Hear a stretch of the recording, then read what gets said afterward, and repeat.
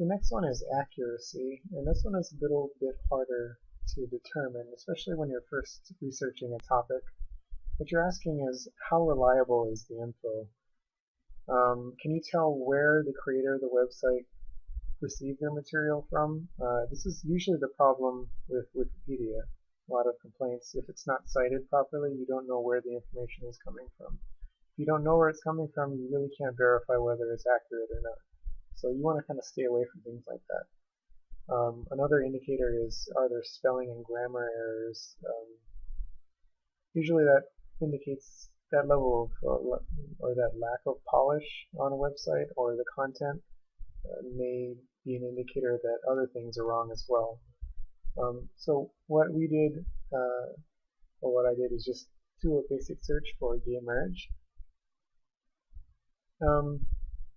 And I can just kind of scroll down here, and a lot of these results look pretty good. You've got things like Pew Research, which is this statistics running firm. They do a lot of data for newspapers and things like that. Huffington Post, Wikipedia. We understand about the issues of Wikipedia and citations. Politico. So a lot of these are just straight websites, which could be really good. Newspaper websites, that is. Just kind of keep in mind, usually the bigger newspapers are better at carrying some of the more relevant and pertinent information, information that you can trust, basically. Like this link, for example, same-sex marriage, fast facts. So this is from CNN. This is more or less a pretty trustworthy organization. They usually fess up when they've made mistakes and write retractions. So you can look at these and kind of see, okay, well, where are they getting their information from? So immediately it links to this website, National Conference for the State Legislature. This is a, so there's this,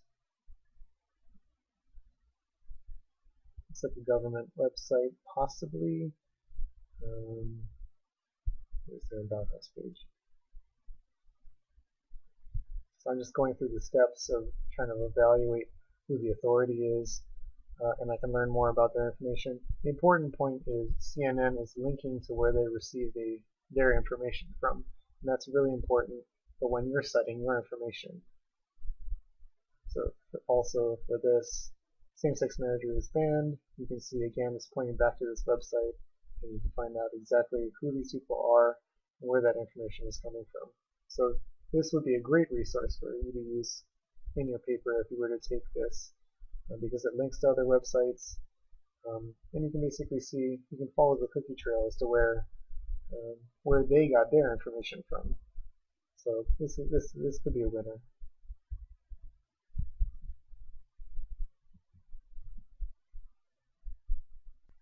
The last step to the evaluation is purpose. And that's where you have to ask yourself why the website was created. Why did this person or entity or a bunch of people get together to buy a domain and to put up content on the web? Are they trying to sell you something? Are they trying to inform the public? Are they trying to persuade you in any way?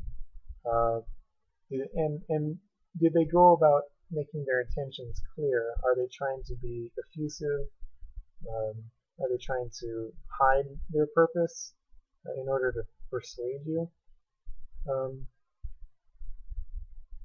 Are they presenting their their facts as information, or are they admitting to being opinion?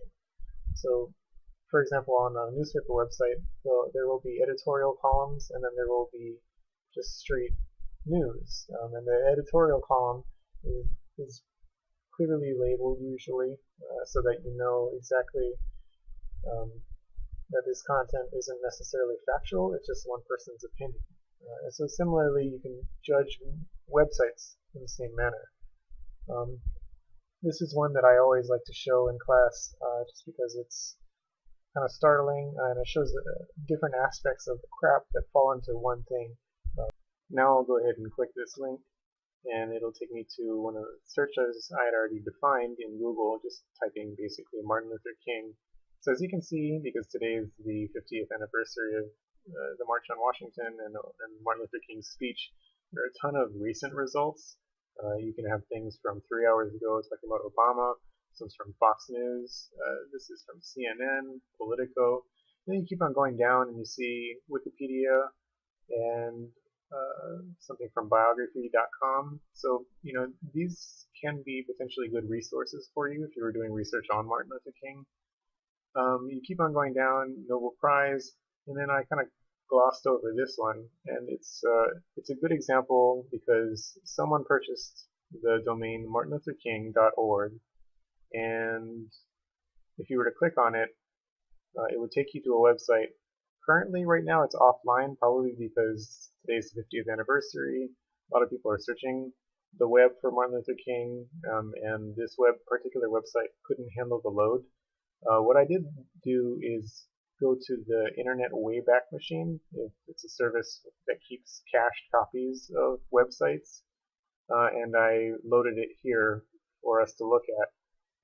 So, like I said, this result comes up when you type in Martin Luther King into Google, and it's one of the first results. We saw that it was, right here, basically the 5th or 6th result out of this many results, which is just a huge amount.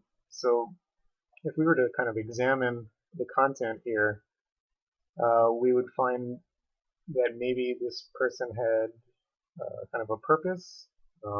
If you were just to kind of glance over it, nothing seems necessarily wrong, but once you start reading the content, talking about the true historical examination of something, these should be throwing out red flags. Also, the design of the website seems to be a little old. And you can kind of just start reading through things about the truth about King, and you can kind of see that it's portraying Dr. King in a negative light, kind of bordering on conspiracy theory, Jews and civil rights, for example. So these are all red flags that you may not want to use this as a resource. But on the face of it, if you would just come to it, you might think that this is an acceptable resource. The biggest giveaway, of course, is the hosting information given, and this is hosted by Stormfront. And if you were to click on here and find out, well, what's Stormfront, you could, because I'm on the Wayback Machine, let's see, if we go to stormfront.org, copy, and we find out that it's basically a white pride organization. So you have to ask yourself, would you accept information from a white pride organization about Dr. Martin Luther King? Would a white pride organization try to maybe sway you to a particular opinion or a way of thinking? The answer is yes. That's the end of my presentation on evaluating web resources using the CRAAP tool. Here's my contact information. Again, my name is Alfie Garcia. I'm a humanities librarian at UH West Oahu Library. My email is alfie@hawaii.edu, and my number is 689-2708. Right down here is our website information. You can go ahead and click on that. You can also find the contact information there for other librarians. But if you have any questions about the CRAAP or you want help with research, please contact me. I'm very happy to help. But other than that, good luck with your class and also on your research paper. Thanks.